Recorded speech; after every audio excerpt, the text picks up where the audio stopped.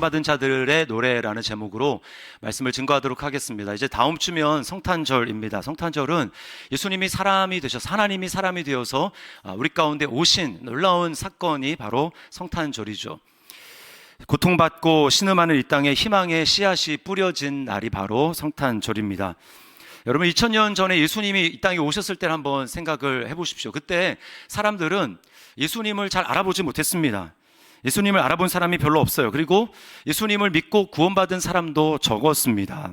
근데요, 그 가운데서도 예수님을 알아본 사람들이 있는데 그 사람들의 공통점이 뭔지 아십니까? 그 사람들은 기다렸던 사람들, 메시아를 기다렸던 사람, 메시아를 간절하게 기다렸던 사람들은 하나님께서 눈을 열어주셔서 예수님을 알아봤습니다. 어떤 예수님이? 아기 예수님을 알아봤습니다.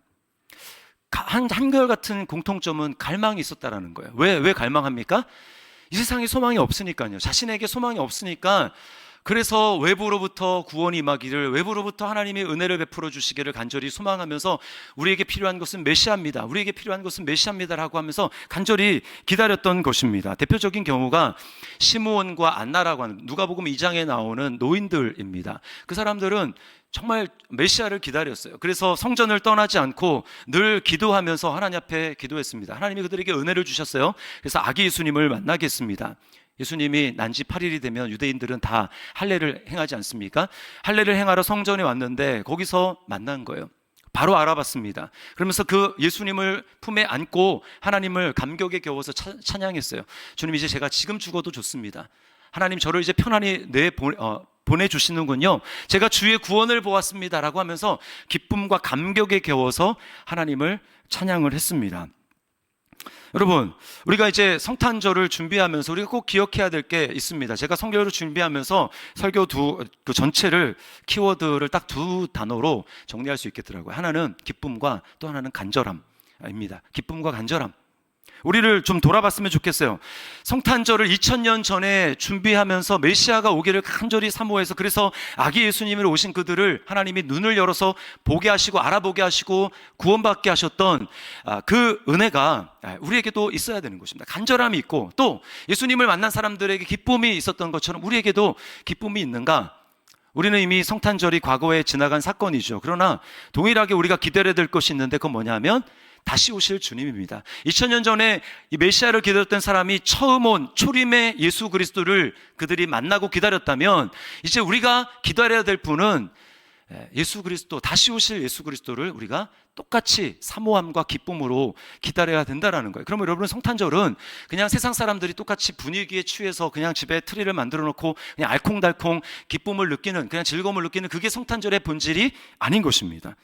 성탄절의 본질은 우리 안에 내가 주님이 주시는 그 기쁨이 있는가, 그리고 그 주님을 간절함으로 내가 다시 오실 주님을 기다리고 있는가, 그것을 점검하는 것, 그것이 바로 우리의 본질이 되어야 하는 거예요.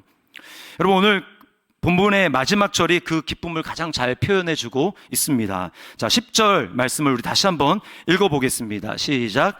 여호와의 속량함을 받은 자들이 돌아오되 노래하며 시온에 이르러 그들의 머리 위에 영영한 희락을 띠고 기쁨과 즐거움을 얻으리니 슬픔과 탄식이 사라지리로다. 네, 여기 너무 기뻐서 노래하고 있는 모습을 보여주고 있어요. 여러분, 속량함을 받은 사람, 한마디로 성도인데, 성도들이 어떻게 그 기쁨의 노래를 부를 수 있는지, 그리고 성도들의 기쁨의 노래의 본질이 뭔지, 핵심이 뭔지 우리가 오늘 말씀을 통해서 좀 살펴보려고 합니다. 자, 먼저 우리가 살펴볼 것은 성도들의 그 노래, 기뻐서 부르는 그 노래는요, 환경적 조건에 달려있지 않다라고 하는 것입니다. 우리 35장은요 이스라엘 백성들의 회복을 말씀하고 있습니다. 무슨 회복일까요? 어디로부터의 회복일까요? 포로로부터의 회복이에요. 아직 그들에게 일어나지 않는 일입니다. 아직 포로로 잡혀가지도 않았고요, 그리고 잡혀가지 않았으니 아직 회복도 아니에요. 그런데 하나님이 지금 이사야를 통해서 그런 일이 있을 것이라고 예언을 하고 있는 것입니다. 곧 그들은 바벨론 제국에 의해서 나라가 그냥 망해버립니다. 그들이 자랑으로 여겼던 성전도 파괴됩니다. 그리고 그들은 다 잡혀서 강제 이주를 하게 됩니다. 바벨론으로 다 끌려가서 강제 이주를 하게 돼요. 왕의 눈이 뽑히는가 하면 왕족과 귀족들, 그리고 거기 있는 기술자들이 다 강제 이주해서 난생 가보지도 못한 그 바벨론이라고 하는 그 나라에 가서 살아가게 됩니다. 여러분, 우리나라도 일제치하에서 이런 일이 있지 않습니까? 뭐 독립운동을 하든지 아니면 뭐 이제 핍박을 피해서 하든지 어쨌든 뭐 사할린, 또 만주 뭐 이런 곳으로 피해서 가서 돌아오지 못하고 그냥 그곳에 정착한 사람들을 우리가 알고 있습니다. 여러분, 얼마나 고통스럽겠습니까? 나라 전체가 그냥 집단적 우울증에 걸리고 마는 거예요. 사람들이 집을 떠나니까 집이 비어있는 집이 많습니다. 흉물처럼 변해갑니다. 그곳에 사람 대신 이제 들짐승, 여기 승냥이라고 나오는데 승냥이 같은 그런 들짐승들이 차지하게 되는 거예요. 여러분, 본문에서 이 상태를 뭐라고 하냐면 광야, 메마른 땅 또는 사막이라고 얘기를 합니다. 사람이 살지 않는 곳, 생명이 없는 곳, 죽어가는 곳, 그것을 지금 묘사를 하고 있는 거예요. 그런데 감사한 것은 하나님이 그들을 그런 상태로 내버려 두는 것이 아니라 회복시킬 것이라고 말씀을 합니다. 그래서 하나님의 회복의 말씀을 이사야서 35장의 말씀대로 이스라엘 백성들은 포로로 잡혀간 지 70년 만에 다시 돌아옵니다. 고국으로 돌아와요. 그때의 기쁨을 노래한 게 바로 35장인 거예요. 그들이 너무나 기뻐서 하나님 앞에 기쁨으로 노래한다라고 이야기를 하고, 그렇게 메마른 땅이었고 광야였고 물이 없는, 그래서 죽어가는 그런 죽음의 땅인 그런 사막이 이제 어떻게 된다는 거, 바뀌게 된다는 것입니다. 이게 오늘 1절과 2절에서 이야기하는 거예요. 꽃이 피고 식물들이 가득한 생명의 땅으로 변한다는 것입니다. 비유적인 표현이에요. 같이 한번 읽어보겠습니다. 1, 2절입니다. 시작. 광야와 메마른 땅이 기뻐하며 사막이 백합화 같이 피어 즐거워하며 무성하게 피어 기쁜 노래로 즐거워하며 레바논의 영광과 갈멜과 사론의 아름다움을 얻을 것이라. 그것들이 여호와의 영광 곧 우리 하나님의 아름다움을 보리로다. 네, 여기 레바논, 갈멜, 사론이라고 하는 것은 이제 푸르른 땅입니다. 생물들이 살아나는 푸르른 땅, 그것처럼 변화된다라는 거예요. 그러니 여러분 얼마나 기쁘겠습니까? 그렇지 않습니까? 얼마나 기쁘겠어요. 근데 이 기쁨이, 문제는 뭐냐면 지속이 되지 않더라는 것입니다. 포로로 돌아올 당시에는 기뻤지만 시간이 지나니까 기쁨이 사라진다는 거예요. 여전히 그들은 압제받는 삶을 삽니다. 자, 바벨론의 압제, 바벨론 제국의 압제를 받는 곳에서 나라만 바뀔 뿐이에요. 제국만 계속 바뀝니다. 바벨론에서 페르시아, 페르시아에서 헬라, 헬라에서 로마 제국으로, 그렇게 해서 예수님 시대까지 가는 거예요. 그때 예수님의 시대에 살던 사람들이 메시아를 간절히, 주님 외에는, 메시아가 다시 오는 것 외에는 우리에게 소망이 없습니다라고 했던 것처럼 시대가 변했지만 똑같이 사람들은 여전히 괴로움과 고통 가운데 있는 것입니다. 여러분, 여기서 하나님 우리에게 주시는 교훈이 있어요. 그건 뭐냐 하면, 그리스도인으로서, 성도로서 우리가 하나님 앞에 불러야 될 노래는 환경의 변화에 있지 않다라는 것입니다. 조건이 변화된 것에 있지 않다라는 거예요. 이 바벨론의 압제로부터 우리를 건져주십시오. 그랬더니 다시 페르시아가 되고, 이렇게 환경이 변화가 되더라도 계속해서 문제는 있다라는 것입니다. 그럼 신앙생활을, 문제 해결에 방점을 놓고 신앙생활을 하면 우리는 절대로 믿음에 성장할 수 없습니다. 그리고요, 계속 다람쥐 쳇바퀴 도는, 기뻤다 슬펐다 기뻤다 슬펐다, 그리고 별로 진전이 없는 그런 삶을 살아갈 수밖에 없어요. 지금 이제 뭐 입시 이제 발표가 다 나고 하지 않았습니까? 뭐 자녀를 위해서 이제 올해 우리 딸이 고3이어가지고 우리 기도를 했단 말이죠. 하나님, 우리 자녀 대학 진학할 수 있도록 은혜를 베풀어 주시옵소서. 그렇게 기도를 하는데, 뭐 만약에 뭐 떨어지거나 붙거나 그렇게 됐어요. 만약에 붙었다고 칩시다. 붙었어요. 주님 감사합니다. 그런데 이제 뭐가 문제냐면, 그때부터 이제 또 등록금이 문제네요. 이 등록금 왜 이렇게 비싼지. 하나님, 등록금이 없습니다. 왜 이렇게 비쌉니까? 주님, 재정적으로 좀 축복해 주셔서 등록금을 감당할 수 있도록 해 주십시오. 그렇게 해서 뭐 등록금이 마련됐습니다. 그리고 갔어요. 대학에 들어갔어요. 그러면서 대학 생활을 합니다. 그래서 이제 문제가 해결됐나 했더니 이제 가족 중에 누군가 암에 걸리는 겁니다. 네, 암에 걸려서, 뭐 아내가 암에 걸렸어요. 그것 때문에 이제 어떻게 하면 이걸 해결할 것인가 노심초사해서 하나님께 또 막 기도하면서, 주님 이 문제를 좀 해결해 주셔야 되지 않습니까? 라고 해가지고 해결했더니, 이번에 봤더니 이제 그 자녀 중에 막내가 학교에서 사고를 쳐가지고 이제 학폭위에 뭐 이렇게 연루가 됐어요. 학폭위에. 그러면 이제 도대체 이 문제를 또 어떻게 해결해야 되냐 하면서 하나님 앞에, 주님 왜 이런 문제가 내 삶 가운데 있습니까? 이거 어떻게 해결해야 됩니까? 하면서 막 또 하나님 앞에 그걸 가지고 기도해요. 그래서 그 문제 해결되는가 봤더니 또 교회 안에서 다락방에서 또 이제 관계 문제가 생겼어요. 그래서 보기 싫어. 그리고 막 그것 때문에 괴로워요. 교회 가는 게 괴롭고 막 이 문제를 어떻게 해결해야 되나. 그래서 그 문제 해결하나 봤더니 또 이제 부모님이 이제 위급하다고 전화가 오는 겁니다. 여러분, 지금 제가 겪었고 또 여러분이 겪고 계시고 겪었던 일들을 제가 말씀을 드리는 거예요. 여기에 문제 해결의 신앙생활에 방점을 두고 우리가 신앙생활을 하게 되면 우리는요 절대로 하나님 앞에 하나님이 원하시는 노래를 할 수 없습니다. 찬양을 할 수 없어요. 왜요? 교회에 나와서 앉아있지만 마음은 다 어디 가 있어요? 지금 그 문제에 있어요. 그 문제에 있어요. 그래서 찬양을 해야 되는데 찬양의 마음을 실리는 게 아니라 지금 여기 지금 제 이마에는 내천자가 그려지고 그리고 입으로는 그냥 입을 달싹달싹 거리지만 마음으로는 지금 하나님 앞에 막 감사로 찬양하는 게 아니라 그런 분이 있습니다. 예, 그런 분이 있어요. 그래서 뭐 박수 치자고 해도 그냥 뭐 이렇게 뭐 대충 이렇게 치고 마음으로 하나님 앞에 예배하고 찬양하지 못하는 거예요.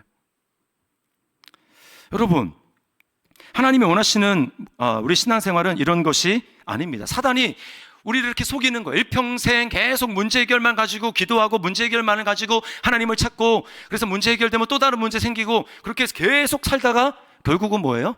인생 끝을 맞이하는 것입니다. 정말 하나님 나라를 누리고 이 땅 가운데 하나님이 원하시는 그런 삶을 살아가며 그 비전과 소망 가운데 그렇게 나아가는 것이 아니라 그냥 문제 해결하는데 급급하다가 인생을 끝내는 그런 안타까운 삶을 살아갈 수밖에 없다라는 것이죠. 여러분, 이것은 주님이 원하시는 것이 아닙니다. 사단은 우리를 이렇게 유혹을 해요. 그래서 일생에 매어 종노릇 하도록 만드는 것입니다. 이 세상에 종노릇 하도록 만드는 거예요. 자, 이것은 속량받은 성도의 노래가 아닙니다. 자, 그렇다면 성도의 노래, 속량받은 성도가 부르는 노래의 핵심은 뭘까요? 뭘까요? 본질은 뭘까요? 그것은 바로 하나님의 속량입니다. 그리스도의 속량. 그것이 바로 우리의 기쁨의 본질이에요. 자, 10절 앞부분을 보시면 이렇게 되어 있습니다. 여호와의 속량함을 받은 자들이 돌아오되. 그리고요, 이 속량이라는 말과 비슷한 말이 8절과 9절에 구속이라는 말이 나옵니다. 이 구속은 이렇게 묶는 그런 구속을 얘기를 하는 게 아니고요. 거기서 구속이라는 말은 이 속량과 비슷한 말인데 이 두 단어의 공통점은 뭐냐면 내가 지금 어디에 매였습니다. 매인 상태가 됐어요. 노예라고 쳐봅시다. 그럼 노예 상태가 됐는데 나 스스로는 절대로 거기서 벗어날 수 없는데 누군가가 내가 거기서 벗어날 수 있도록 값을 지불해서 나를 자유하게 해주는 것, 이것이 바로 속량이고 이것이 바로 구속이라고 하는 것입니다. 신명기 7장 8절에 이 속량에 대해서 이렇게 말씀을 하고 있어요. 자, 같이 한번 읽어보겠습니다. 시작. 여호와께서 자기의 권능의 손으로 너희를 인도하여 내시되 너희를 그 종되었던 집에서 애굽 왕 바로의 손에서 속량하셨나니. 애굽에서 바로의 손에서 하나님이 이스라엘 백성들을 속량했다. 즉 하나님이 값을 지불하고 그들을 자유하게 해주셨다라고 말씀을 하고 있는 것입니다. 여러분, 이스라엘 백성들이 어떻게 바로의 손에서 속량함을 받았습니까? 하나님이 애굽 전체를 심판하심으로 그들은 속량함을 받았어요. 이집트에서는 다 장자가 죽었는데 이스라엘도 죽어야 되는데 물론 죽긴 죽었습니다. 그런데 이스라엘은 어린 양 안에서 어린 양이 심판을 받음으로 이스라엘 백성들은 거기서 속량함을 받았어요. 하나님이 어린 양을 대신 핏값을 흘려서 대신 값을 지불함으로 말미암아 이스라엘 사람들은 죽지 않고 바로의 소나귀에서 빠져나올 수 있는 하나님의 속량의 은혜를 베풀어 주셨다라는 것입니다. 여러분, 이 6월절이죠. 그게 6월절인데 이 6월절에 그렇게 속량을 베풀어 준 그 어린 양, 그것은 바로 예수 그리스도를 우리에게 하나님이 보여주는 거예요. 이스라엘 백성들이 바로의 압제 또 이집트에 종살이하며 노예되어 있던 상태에 있었던 것과 똑같이 저와 여러분들은 어디에 노예가 되어 있었습니까? 죄의 노예가 되어 있었어요. 이것이 훨씬 더 심각한 문제입니다. 눈에 보이지 않기 때문에 사람들은 모르는 거예요. 자기가 지금 노예 상태에 있음에도 불구하고 자기가 왜 노예 상태에 있느냐, 왜 나를 자유 없는 그런 사람으로 만들어버리냐, 기분 나쁘다, 이렇게 이야기를 하는 겁니다. 여러분, 죄가 뭘까요? 성경에서는 죄를 하나님 없는 상태가 죄라고 이야기를 합니다. 하나님 없는 상태. 하나님 없기 때문에 어때요? 죽는 겁니다. 하나님만이 참 생명이시고 하나님만이 참 빛이 되시는, 영혼의 빛이 되시는데 하나님 안에 있지 않으니까, 생명 안에 있지 않으니까 뭐예요? 그러면 죽음이죠. 죽는 겁니다. 빛 안에 있지 않으니까 캄캄한 어두움 가운데 있는 거예요. 그래서 그 마지막 주님이 다시 오실 때의 심판이 하나님 없는 곳이기 때문에 캄캄한 그 지옥에 거처하게 되는 것입니다. 여러분, 하나님을 떠나면 죽는 겁니다. 물고기가 물을 떠나면 살 수 없는 것처럼, 나무가 땅에서 뿌리가 뽑히면 결국 죽는 것처럼 하나님을 떠난 인생도 마찬가지라는 것입니다. 살아있는 것 같지만 죽어 있는 거예요. 여러분, 물고기는 물에서 살 수 있도록 만들어졌고, 나무는 땅에서 뿌리 받고 살도록 만들어졌습니다. 똑같이 인간은 하나님 안에서만 살아갈 수 있도록 만들어진 거예요. 이유가 없습니다. 그렇게 만들어졌어요. 물고기가 물에 사는 그냥 이유가 없잖아요. 물에 살아야 되니까. 똑같이 하나님, 인간도 그렇게 살도록 지음 받았다는 거예요. 인정을 하든 하지 않든. 제가 며칠 전에 이제 상어가, 이제 바다에서 상어가 이렇게 막 뛰쳐 올라가지고요, 배 가판 위에 떨어진 것을 제가 보았습니다. 제가 여러분 몰래 바다 낚시를 간 건 아니고요, 영상으로 봤습니다. 상어 중에 청상아리가 굉장히 성격이 급하고 포악하다고 얘기를 합니다. 그러니까 자기 성질이 못 이겨가지고 뭐가 답답했는지 모르겠지만 물속으로 확 이렇게 솟구쳐 올랐는데요, 우연히 지나가던 그 배에 탁 떨어진 거예요. 그리고는 막 파닥파닥 거립니다. 파닥파닥. 얼마나 힘이 좋은지 몰라요. 자, 근데 지금 당장은 엄청나게 생명력이 충만하고 파닥파닥 거리고 뭔가 되게 살아있는 것 같지만, 시간이 지나니까, 제가 영상을 보니까 얼마 지나지 않아서 10분도 채 되지 않아서 그렇게 처음에 파닥파닥 거리던 그 상어가 점점 몸놀림이 둔해지고 그리고 움직이지 않더라고요. 죽은 거예요. 상어가 왜 죽었습니까? 물 밖에 나오니까 죽는 겁니다. 똑같아. 인간도 마찬가지입니다. 우리가 세상을 보면 얼마나 잘난 사람들이 많고, 얼마나 힘이 좋고 건재하고, 권력의 힘이든 아니면 돈의 힘이든 아니면 육체의 힘이든 그런 것을 과시하고 하는 사람이 얼마나 많습니까? 제가 이제 얼마 전에 짤로 나와 있는 걸 봤는데요, 어떤 예능 프로에 나온 88세 할아버지인데, 88세인데요 보디빌더 몸짱 88세인데 지금도 양쪽 다리에 2.5kg씩 되는 그 모래주머니를 항상 차고 다닙니다. 모래주머니를. 그러면서 그분은 신조가 근육에는 나이가 없다. 전화 받으면 근육에는 나이가 없다. 누굽니다. 전화 이렇게 받습니다. 자기 신조예요. 얼마나 건강하지. 88세로 도저히 주름 있는 거 빼놓고는 몸이 저보다 훨씬 더 좋습니다. 허벅지 이렇게 두껍고요.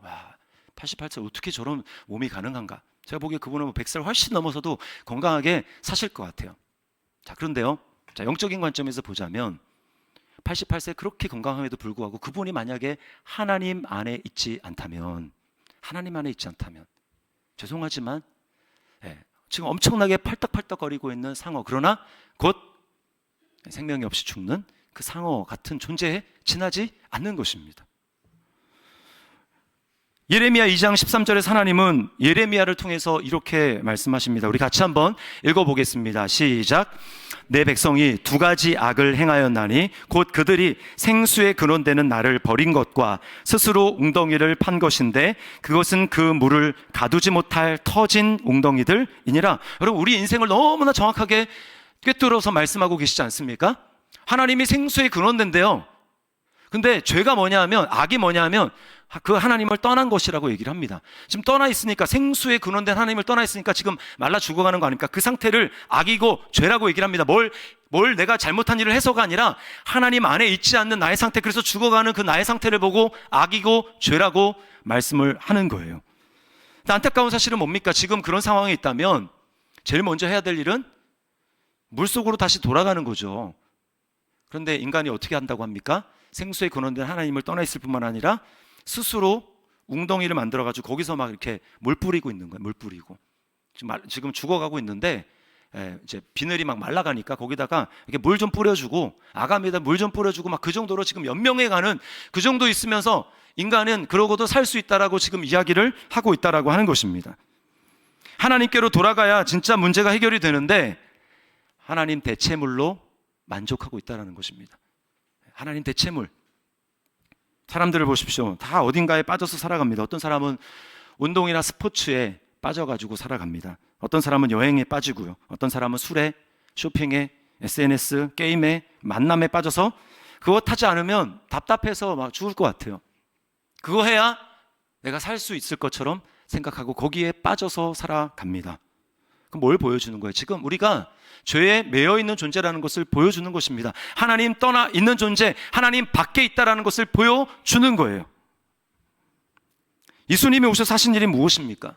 우리를 거기에 매여 있는 존재에서 우리를 속량해 주신 것입니다. 예수님이 십자가에서 우리 대신 하나님을 떠나서 죽어있는 우리, 죽어있고 죽어가는, 진짜 죽어가는 우리를 위해서 주님이 자기 피를 흘려서 우리로 하여금 다시금 물로 하나님 안으로 들어 보내 주신 것입니다. 하나님께로 인도해 주신 것입니다. 이게 속량이에요. 그래서 예수 믿는 사람에게 어떤 일이 일어납니까? 예수님을 믿으면 예외 없이 예수 그리스도로 말미암아 하나님의 성령이 우리 마음 가운데 임하십니다. 여러분 믿습니까? 성령님을 주시는 거예요. 그래서 예수님이 성령을 믿은 사람, 예수님을 믿는 사람에 대해서 요한복음 7장 38, 39절 말씀에 이렇게 말씀하고 있습니다. 우리 같이 한번 읽어보겠습니다. 시작. 나를 믿는 자는 성경의 이름과 같이 그 배에서 생수의 강이 흘러나오리라 하시니 이는 그를 믿는 자들이 받을 성령을 가리켜 말씀하신 것이라. 네, 생수의 근원 되신 하나님을 떠나서 죽어있던 사람, 그 사람이 예수님을 믿었더니 어떤 일이 일어난다고요? 성령님을 주셨는데 우리 안에서 이제는 마르지 않는 샘이, 생수의 강이 넘쳐 흐른다. 그러니까 여러분 우리가 사는 거예요. 성령님이 우리 안에, 예수님을 믿고 성령님이 우리 안에 들어오시면 우리가 마르지 않고 계속해서 생명을 누리며 살아가는 것입니다. 이게 주님의 성령으로 말미암은 우리의 구원인 거예요. 여러분, 물고기가 막 아까 그 상어를 한번 다시 예를 들어보겠습니다. 그 사람은 막 죽어가고 있는데 막 이제 상어가 생각이 있다면 이러다 진짜 죽겠구나. 근데 그런 이제 죽어가는 순간에 누군가가 그 상어를 바다에 다시 놓아줬어요. 상어가 어떤 느낌을 가질까요? 말할 수 있다면 살았다. 야, 이제 나는 살았다. 야, 이제 내가 진짜 있어야 될 곳에 왔구나. 여러분 그렇게 살았다. 야, 내가 진짜 있어야 될 곳에 왔다. 여러분 이렇게 말하는 게 그때의 그 느낌이 뭔지 아십니까? 그게 바로 평안, 성경에서 얘기하는 평안이라고 얘기하는 것입니다. 평강이라고 얘기하는 것입니다. 하나님을 떠난 인생이 다른 곳을 막 돌아다니다가 쉼을 얻지 못했는데 예수님을 딱 만나는 순간 그래 이거지. 그래 이거야. 영혼의 본능으로 아는 것입니다. 내가 지금 있어야 될 자리로 돌아왔구나. 그때 마음속에 느껴지는 게 평안입니다. 주님이 이것을 주시기를 원한다는 거예요. 그래서 바울 서신에 계속해서 나오는 게 뭐니까 은혜와 평강, 은혜와 평안. 하나님의 은혜를 받은 사람은 이 평안을 누리는 것입니다. 왜요? 지금 있어야 될 곳에 있거든요. 그러니까 이 평안을 누리는 겁니다. 그리고 평안과 함께 따라오는 것이 기쁨이에요. 기쁨. 내 안에 기쁨이 있는 것입니다. 선다싱이라고 하는 인도의 성자가 있습니다. 이 사람 1800 후반에 태어나서 1900년대 중반까지 정말 멋지게 20세기의 사도 바울이라고 할 정도로 하나님 앞에 그렇게 쓰임받은 사람인데요. 이 사람이 14살에 어머니와 형을 잃었어요. 그리고는 방황을 합니다. 태어난 게 인도에서 태어났기 때문에 인도의 신을 섬겼어요. 그런데 그 마음에 평안이 없었습니다. 근데 인도가 이제 영국의 식민지였잖아요. 그러다 보니까 그 인도의 영국 그 미션 이제 성경을 가르치는 그 학교에 다녔습니다. 근데 선다싱이 그 기독교를 되게 핍박했어요. 내가 왜 성경을 배워야 되고 내가 왜 외로 종교를 믿어야 되느냐라고 하면서 예수 믿는 사람들 그리고 교회 되게 핍박을 했습니다. 성경을 막 불태우고 그랬어요. 근데 그 마음 가운데 계속해서 평안이 없는 것입니다. 고뇌가 점점 깊어가고 그러다가 어느 날 성경을 우연히 딱 폈는데 그 성경에 이런 말이 있어요. 수고하고 무거운 짐진 자들아 다 내게로 오라. 내가 너희를 쉬게 하리라. 한 번도 이제 보지 못한 그런 느낌을 받았습니다. 그러다가 그 조상이 믿던 신을 갑자기 버릴 수가 없기 때문에 계속 갈등하는 거예요. 평안이 없습니다. 그래서 도저히 이제 자기가 죽을 것 같은 상황에 처하게 됐어요. 너무나 고뇌가 깊어지고 갈등이 깊어지면서 이렇게는 더 이상 내가 살 수가 없다 라고 어느 날 결단을 했습니다. 그리고는 이제 요가의 뭐 이제 그 대가라고 하는 그 사람을 찾아가지고 내가 어떻게 명상을 하면서 좀 평안을 얻을 수 있을지, 그러면서 평안을 뭐 이렇게 명상을 해도 평안이 찾아오지 않아요. 그러다가 그 썬다가 작정을 하고, 이제 내가 신안에서 평안을 발견하기 전까지 내가 멈추지 않을 것이다라고 하고 새벽 3시 반에 목욕 제기하고 일어나서 가부좌를 틀고 명상에 들어갑니다. 그리고 기도를 합니다. 신이 정말 있다면 내가 지금 이렇게는 더 이상 살아갈 수 없습니다. 내가 신 안에서 평안을 찾을 수 있도록 살아계시면 나에게 좀 나타나 주십시오. 만약에 내가 발견하지 못한다면 저는 기차 레일에 저 목을 걸고 저는 죽을 것입니다. 그렇게 이야기를 합니다. 그리고 간절히 기도를 하는데 그에게 나타난 환하게 환상 가운데 나타난 분은 인도의 신이 아니라 예수님이었어요. 나타나서 이렇게 말합니다.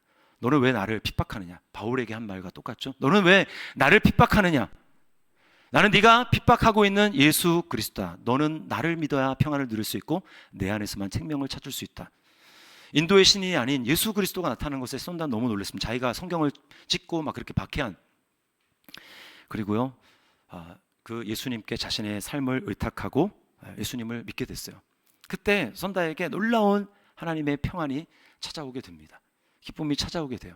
수행으로도 한 번도 내가 경험해 보지 못한 그런 평안과 기쁨이었어요. 근데 그때부터 이제 문제가 생깁니다. 가족들이 핍박하기 시작하는 거예요. 조상이 믿는 종교를 버렸다고. 결국은 아버지로부터 쫓기고, 인도에는 왜 이제 천민 막 이렇게 카스트 제도가 있잖아요. 불가촉 천민, 만질 수 없는, 만져서는 안 되는 그런 천민 계급 취급을 받으면서 결국은 집안에서 가문에서 쫓겨나게 됩니다. 그러니까 무일푼에로 쫓겨나서 그 길로 성경 딱 영어 성경 한 권만 들고 그는 전도하는 전도자, 평생 그렇게 살다가 주님 품에 안기게 됩니다. 여러분, 우리 모두가 썬다와 같은 체험을 하는 것은 아닙니다. 그러나 중요한 건 무엇입니까? 예수님을 믿게 될 때, 내가 예수님을 나의 구주로, 나의 주인으로 받아들이게 될 때 하나님이 우리에게 주시는 것은 평안이고 기쁨이라고 하는 거예요. 그것을 느껴지는 사람마다 정도의 차이, 체험하는 것은 다 다를 수 있겠지만 중요한 것은 하나님의 그 평안을, 기쁨을 누리게 된다는 것입니다. 여러분, 여러분에게는 이러한 평안이 있습니까? 한 3분만, 한 4분만. 여러분, 예수 그리스도가 여러분에게 속량을 베풀어 준 구원자라는 사실을 여러분 믿으십니까? 네. 이걸 정말 믿는다면 그 다음에 우리는 어떻게 해야 될까요? 우리는 어떤 삶을 살아야 될까요? 딱 한 가지 여러분에게 말씀드리겠습니다. 그것은 뭐냐면 주님을 간절히 찾음으로 여러분에게 임한 그 기쁨, 평강이 더 커지게 하셔야 합니다. 예수님이 우리의 생명이에요. 여러분 믿습니까? 예수님이 우리의 호흡이에요. 예수님이 우리의 영혼의 양식이에요. 예수님이 우리의 영혼의 음료이십니다. 여러분 믿습니까? 이 얘기는 뭐냐 하면 그분은 우리가 간절히 찾아야 된다는 거예요. 아기가 엄마 젖을 몇 시간 동안 먹지 못하면 아이는 배고파가지고 막 소리를 지르고 부르짖지 않습니까? 울지 않습니까? 하나님과 우리의 관계가 그렇다라는 거예요. 예수님을 믿었어요? 영접을 했어요? 구원 받았대요? 천국 간대요? 그런데 예수님을 이렇게 간절히 찾지 않아도, 뭐 찾아도 그만, 찾지 않아도 그만, 만약 이런 상황 가운데 여러분이 계속 그냥 교회 나와 습관적으로 예배를 드리고 있다면 여러분 매우 심각하게 잘못된 겁니다. 우리는 주님을 찾고 만나지 않으면 살 수 없어요. 구약도 신약도 공통적으로 우리에게 똑같이 하나님이 원하시는, 요구하시는 게 뭡니까? 딱 하나 얘기하라면 마음을 다하고 목숨을 다해서 하나님을 사랑하라고 하는 겁니다. 하나님이 막 사랑에 굶주려가지고, 그래서 하나님이 사랑받지 않으면 막 못 사는 존재니까 하나님이 사랑받으려고 인간을 창조하고, 야 너는 나를 사랑해라, 하나님 그렇게 하셨을까요? 아닙니다. 그렇게 하신 이유는 우리를 위해서요. 우리가 하나님을 전심으로 마음을 다하고 목숨을 다해서 하나님을 사랑하지 않으면 우리는 반드시 다른 것을 찾고 있기 때문입니다. 다른 것을 찾으면 그것은 우리 영혼에 유익을 주는 게 아니라 우리의 영혼에 독이 되는 거예요. 영혼의 불량식품, 점점 망가져갑니다. 기쁨을 점점 잃어갑니다. 내가 옛날에는 예수님을 믿을 때 그런 기쁨이 있었는데, 그런 평안이 있었는데 지금은 평안이 없다. 여러분, 문제가 있는 거예요. 지금 하나님을 찾는 것이 아니라 다른 것을 찾고 있다는 뜻입니다. 하나님 아닌 하나님 대체물을 찾으면서 그냥 교회는 나오지만 적당히 그냥 예배드리고, 그리고 나머지는 하나님을 찾는 게 아니라 딴 걸 찾아요. 나에게 잠깐의 지금 물뿌림 정도의 그런 기쁨 정도, 즐거움을 주는 그런 하나님 대체물을 찾으면서 나는 지금 아무 문제가 없다고 이야기를 하고 있는 것입니다. 여러분, 하나님이 자기 아들의 핏값을 치르고 우리를 속량하신 것은 목적은 한 가지입니다. 하나님을 전심으로 사랑하게 하기 위해서. 여러분, 하나님의 은혜를 오해하지 마십시오. 하나님의 은혜를 받았다고 여러분이 이제 내가 자유함을 경험했지. 그래, 예수 믿는 건 자유잖아. 예수 믿으면 이제 하나님 우리를 자유하게 했잖아. 그 자유를 가지고 만약에 여러분이 육체의 만족과 육체의 기쁨, 육체의 즐거움을 얻는 것으로 여러분이 지금 그렇게 살아가고 있다면 여러분 은혜를 헛되이 받은 것입니다. 성경에 얘기를 하죠. 하나님의 은혜를 헛되이 하지 말라. 하나님의 은혜를 헛되이 받지 말라. 그건 하나님의 은혜가 아닙니다. 진짜 하나님의 은혜는 뭔 줄 아십니까? 하나님의 은혜를 진짜 받으면 그 은혜는 하나님을 더 알고 싶게 만듭니다. 하나님을 찾는데 더 열심을 내게 만듭니다. 주님을 더 사랑하는데 우리로 나아가도록 만듭니다. 근데 내가 은혜를 받았다고 하는데, 하나님의 은혜 가운데 있다고 하는데 이전보다 주님을 찾는 열심이 없습니다. 여러분, 은혜와 열심은 정반대가 아니에요. 은혜와 열심은 같은 방향입니다. 하나님이 우리에게 은혜를 주시면 우리에게는 성령으로 말미암은 열심이 생겨나서 우리 안에 하나님의 그 무한한 은혜의 바다 안에서 우리로 살아갈 수 있도록 하는데, 그 안에서 더 충만한 생명을 누리도록 우리로 하여금 하나님을 찾도록 만드는 것, 그것이 은혜예요. 여러분이 그러고 있지 않다면 여러분 지금 다른 은혜를 구하고 있는 것입니다.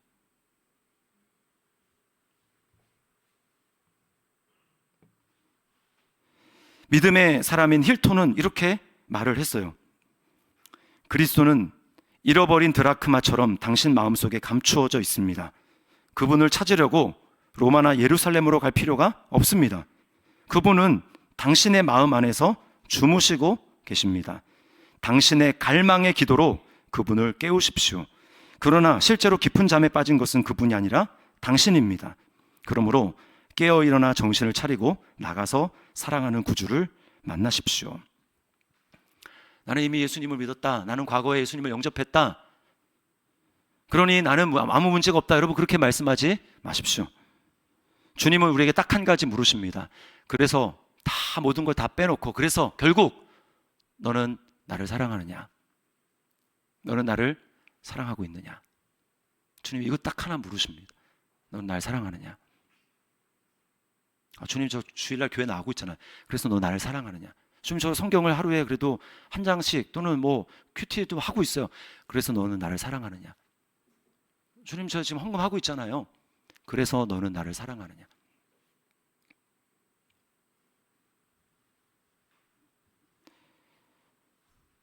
주님을 사랑하지 않는다면 여러분 우리는 아무것도 아닙니다. 잠언 8장 17절 말씀 우리 같이 한번 읽도록 하겠습니다. 시작. 나를 사랑하는 자들이 나의 사랑을 입으며 나를 간절히 찾는 자가 나를 만날 것이니라. 네, 우리 참 지혜 되시는 예수님의 말씀입니다. 나를 간절히 찾는 자가 나를 만날 것이며 나를 사랑하는 자들이 나의 사랑을 입을 것이다. 처음 구원받을 때는 하나님의 일방적인 은혜를 우리가 않고 맞습니다. 그러나 그 다음부터는 우리가 의지를 들여서 주님을 찾아야 돼요. 하나님의 은혜를 구하면서 주님을 찾아야 됩니다. 제가 시간이 갈수록 점점 안타까워지고 하나님 앞에서 기도하고 있는 건 뭐냐면, 우리가 한참 부흥하던 시절과 지금 한국의 기독교, 저도 마찬가지입니다. 거기에서 저도 자유로울 수 없어요. 너무나 다른 모습이 되고 있다는 겁니다. 예전에 정말 우리 믿음의 선배들은 주님을 간절히 찾았어요. 정말 주님을 사랑했습니다. 뭐 기복신앙이다 뭐다 뭐 무슨 오류도 있었지만 정말 순수한 마음으로 주님을 찾고 주님을 사랑했어요. 그래서 그때 어떤 일들이 많은 줄 아십니까? 주님이 자신을 보여주시는 그런 일들이 굉장히 많았어요. 보통 우리 입신이라고 얘기를 하죠. 입신이 뭐냐면 내가 이 육체를 떠나서 내 영혼이 주님을 보는 겁니다. 그래서 뭐 천국을 봤다, 뭘 봤다, 이런 간증들이 굉장히 많았어요. 저희 할머니도 그런 분이셨고요. 그 얘기 뭐냐면 마음이 전심으로 주님에 가 있으니까, 마치 그 창세기에 나온 이 에녹이 하나님과 동행하다가 결국은 살은 채로 하나님이 에녹을 데려가지 않습니까? 그것처럼 주님을 너무나 사랑하니까, 주님을 더 보고 싶으니까, 주님을 갈망하니까 주님이 보여주시는 거예요. 근데 지금은 어떻습니까? 구원 받았어요. 그냥 그걸로 다 만족해요. 더 이상 주님을 깊이 찾으려고 하고 알려고 하고 주님을 더 그렇게 주님을 사랑하려고 하지 않습니다. 그러다 보니까 입시는 고사하고 있는 은혜도 점점 까먹고요. 믿음의 퇴보. 여러분, 우리가 정말 예수 그리스도의 피값으로 내가 속량함을 받은 사람이라면 여러분 속지 마십시오. 계속 문제 해결, 그거 하다 우리 인생 끝납니다. 우리는 그런 존재로 부름받은 것이 아니고 예수님의 속량이 정말 나에게 가장 값진 은혜이기 때문에 내가 그것 때문에 주님을 찬양합니다. 그것 때문에 나에게 주신 그 주님의 평안과 기쁨을 사랑하고, 저 이것을 놓칠 수 없어 저 이것을 더 키워가기를 원하고, 그래서 주님을 더 간절히 찾으며 나가기를 원하며, 두 가지 키워드 여러분 기억하세요. 기쁨 그리고 간절함. 성탄절 이제 한 주 남았는데 여러분, 2000년 전에 예수님을 간절히 기다리며 그래서 예수님을 만났던 믿음의 신앙의 선배들과 같이 우리도 다가오는 성탄절, 우리는 성탄절이 과거가 됐지만 다시 오실 그 주님을 내가 간절히 사모함으로, 그리고 내게 주신 그 기쁨이 넘치고 그것을 점점 더 키워나가는 그런 기다리는 우리 성탄절 될 수 있기를 주님의 이름으로 축원합니다. 우리 말씀을 기억하면서 우리 하나님 앞에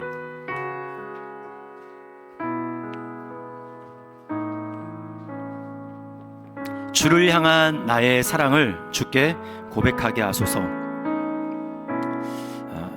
우리 여러분이 정말 구원받은 사람이 맞다면, 여러분 안에 성령님이 계신다면 우리 시간 이 주님 앞에 사랑의 고백을 드리고, 또 사랑의 결단을 가지고, 또 사랑의 돌이킴과 회개를 가지고 우리 찬양 하나님 앞에 드리면서 나갔으면 좋겠습니다.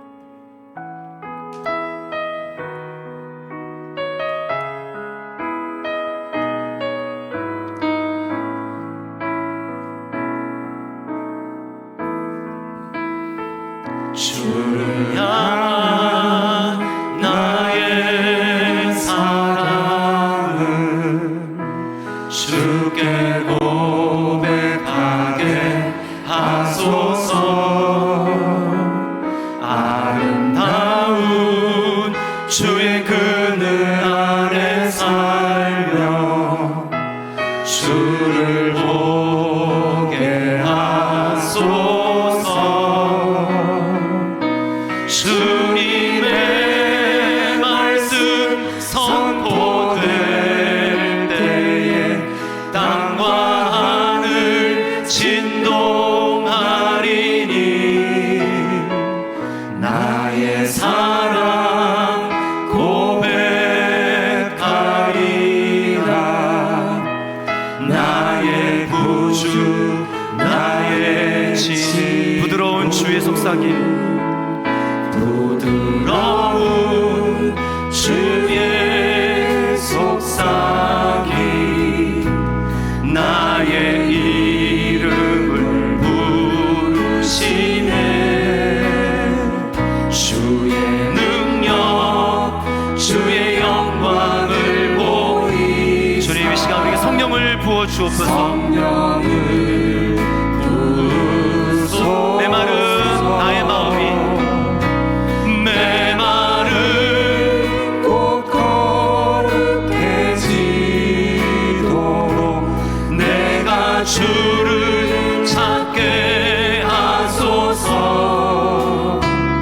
내 모든 것 주께 드리리. 나의 구주 나의 지구 온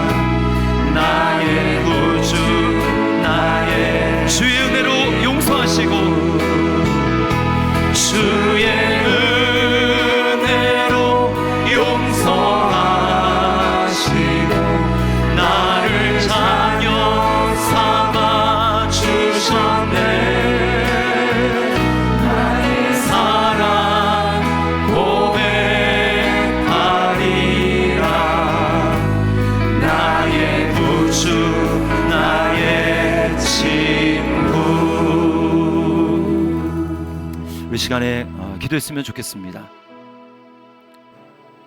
여러분, 신앙은 결국 나 혼자 하나님 앞에 서는 겁니다. 내 아내 또는 내 남편 또는 내 부모님 함께 서는 게 아니고 하나님 앞에 나 혼자 서는 거예요.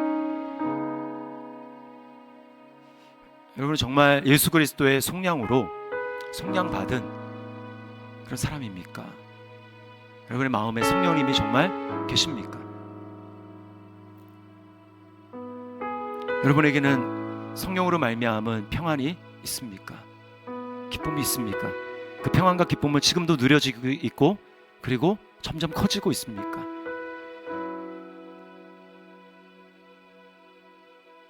여러분이 베풀어 주신 하나님의 은혜는 여러분을 하여금 주님을 더 찾고 알고 사랑하고 주님을 섬기고 그러기에 열심을 내게 만드는 그런 은혜입니까? 아니면 나는 괜찮아, 그러나 괜찮지 않은 그런 은혜입니까? 이 시간 우리 성탄절을 앞두면서 그냥 시즌이니까 때 되면 우리가 성탄 예배 드리고 그런 것이 아니었으면 좋겠습니다. 주님이 다시 오시는 그날, 2000년 전 메시아를 간절히 열망했던 사람은 메시아를 알아보고 기뻐했습니다. 주님이 다시 오신다고 말씀하시는데, 주님, 제가 그 주님을 사랑으로, 기쁨으로, 간절함으로 맞이하는 그런 제가 성도가 되기를 원합니다. 속량함을 받은 자의 노래 주님 앞에 드리기를 원합니다. 평생 문제 해결만 하다가 내 인생 끝나고 싶지 않습니다. 주님, 나에게 그런 은혜를 베풀어 주옵소서. 우리 시간에 성령님께서 여러분 각자에게 깨닫게 하시고 도전하시고 또 회개케 하시는 그 은혜를 따라서 이 시간 우리 기도하도록 하겠습니다. 기도하시겠습니다.